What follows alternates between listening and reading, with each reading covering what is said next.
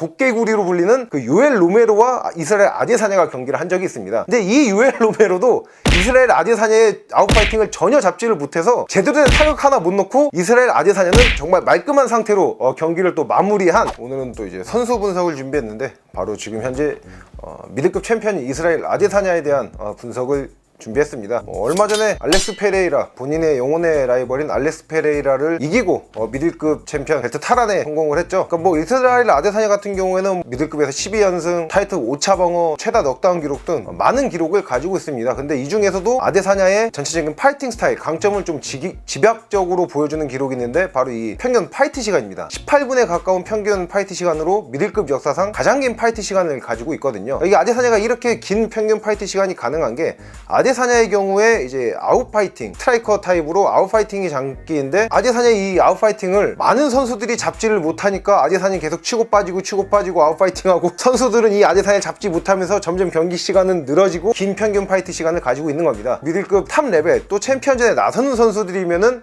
정말 난다긴다는 선수들인데, 왜 이 선수들도 아데사냐 아웃파이팅에 고전을 하는지, 왜 잡지를 못하는지, 그 이유에 대한 분석을 준비했습니다. 그러니까 이게 아데사냐가 이 정말 뛰어난 파이터인 게 신체 조건도 좋고요, 또 신체 운동 능력도 좋아요. 근데 거기다가 기술력까지 완벽합니다. 물론 아데사냐 말고도 신체 조건, 운동 능력, 기술력, 이 3박자가 고루 갖춰져 있다고 평가받는 선수들은 있죠. 대표적으로 존 존스와 좀 더 시기를 거슬러 올라가면은 앤더슨 실바가 있거든요. 존 존스 같은 경우에는 물론 그래플링부터 타격 모두 다 완벽하다고 평가를 받고 있긴 하지만은 항상 이 펀치 스킬에 있어서는 좀 아쉽다, 이런 평가를 받고 있습니다. 앤더슨 실바 같은 경우에는 투신, 격투의 신이라고 불리면서 타격에 있어서는 정말 절대적인 선수로 평가를 받고 있는 선수잖아요. 근데 이거 앤더슨 실바 같은 경우도 이스라엘 아데사냐처럼 왼손과 오른손 좌우 스탠스를 능숙하게 구사하지는 못해요. 앤더슨 실바 같은 경우에도 스탠스 스위치가 가능하기는 하지만은 주로 사우스포 위주로 경기를 운영했던 선수고요.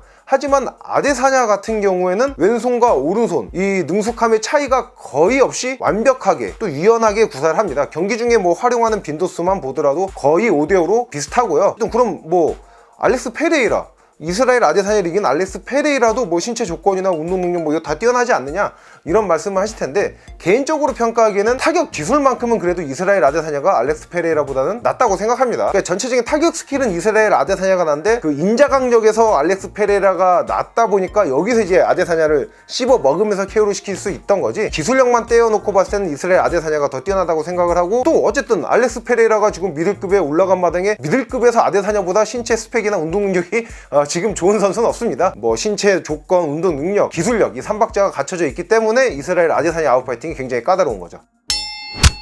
이스라엘 아데사냐의 파이트 IQ, 너무 뻔한 얘기지만 이 파이트 IQ를 말을 안 할 수가 없습니다. 그러니까 이 경기 시간이 긴데 승률이 좋다, 이거는 경기 전체를 읽는 그 눈도 좋은 거고, 순간순간 판단 능력도 굉장히 좋다는 걸 알 수가 있죠. 그러니까 대표적으로 이스라엘 아데사냐와 비슷하게 챔피언임에서 평균 파이트 시간이 긴 선수가 있어요.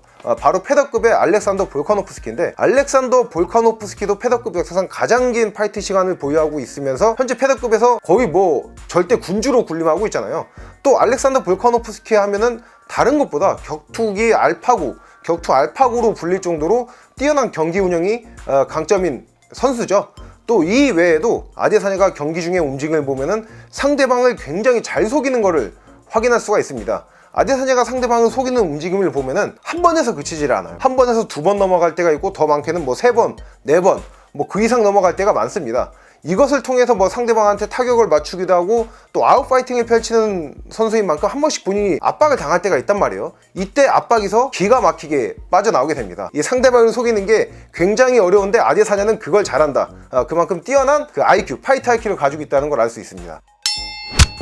이스라엘 아데사냐 같은 경우에는 원래 킥복싱 선수로 활동했던 선수죠. 근데 이 킥복싱에서 쌓은 전적이 무지막지합니다. 80전에 가까운 전적을 가지고 있고, 복싱도 풀어준 적이 있어요. 복싱도 6전의 풀어 전적을 가지고 있어요. 그렇기 때문에 이제 80전에 가까운 킥복싱 전적, 30전에 가까운 MMA, 또 6전의 복싱 전적 합치면은 100전이 훌쩍 넘어갑니다. 그러니까 이게 그 싸움을 진짜 못하는 사람도 100번 이상 싸움 시키면은 거의 싸움의 달인 될 수 있거든요. 그런데 이스라엘 아데사냐는 타고난 격투가 싸움꾼인데 이 100번이 넘는 실전 경험을 가지고 있는 겁니다. 그러다 보니까 아데사냐가 가지고 있는 강함은 더욱 배가 되는 거죠. 근데 이렇게 뭐 풍부한 경험을 가지고 있다 이 말씀을 드렸을 때 그러면은 그 정도로 경기를 많이 했으면 당연히 몸에 데미지가 좀 누적돼 있을 거고, 이거는 좀 이스라엘 아데사냐의 약점, 결점이 될 수 있지 않느냐 생각을 하실 수가 있어요. 근데 이스라엘 아데사냐는 아웃파이팅이 장기인 선수예요. 즉 상대한테 잘 안 맞는다는 얘기잖아요. 대표적으로 또 예를 들 수 있는 경기가, 팬들한테는 경기를 했을 때 지든 이기든 상대방한테 치명상,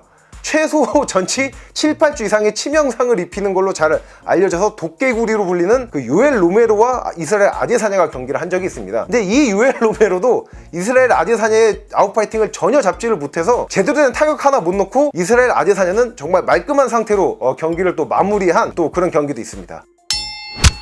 그러니까 지금 실질적으로 이스라엘 아데사냐를 미들급에서 위기에 빠뜨린 거는 알렉스 페레이라가 유일하죠. 알렉스 페레이라 같은 경우는 이스라엘 아데사냐에게 승리까지 거두기도 했으니까요. 근데 중요한 건 알렉스 페레이라가 라이트 헤비급으로 올라갔고, 만약에 라이트 헤비급 연착륙에 성공을 못했다면 미들급으로 다시 내려올 텐데 얀 블라우비치를 최근에 이기면서 뭐 타이틀전 얘기가 나오고 있죠. 그리고 뭐 어쨌든 간에 전체적으로 이런 실력적으로 다양한 방면에서 좋은 능력치를 가지고 있으면은 뭐 약간 멘탈에서 문제를 드러낼 수도 있다, 또 이런 평가가 가능한데, 이스라엘 아데사냐 같은 경우에는 팬들이 오타쿠라고 놀리긴 하지만은 멘탈도 희한하게 셉니다. 계속해서 말하고 있는 알렉스 페레이라, 그러니까 본인이 3번이나 졌고 그중 2번은 KO 패배를 당했거든요. 근데 그런 선수와의 그 리벤지 경기에서 승리를 거둔다는 것, 리벤지에 성공한다는 것 자체가 멘탈이 얼마나 뛰어난지를 알 수 있는 겁니다. 제 개인적으로 이제 이스라엘 아데사냐의 앞으로의 모습을 좀 평가를 했을 때는, 그러니까 좀 흘러가는 세월 말고는 아데사냐의 발목을 잡을 거는 제 개인적으로는 좀 없다고 생각을 합니다. 그래서 오늘은 이스라엘 아데사냐의 그 아웃파이팅이 과연 무엇이 특별한지 이거에 대한 분석을 준비해 봤고요. 다음 시간에도 유익한 컨텐츠로 찾아뵙도록 하겠습니다. 렛츠 댄스!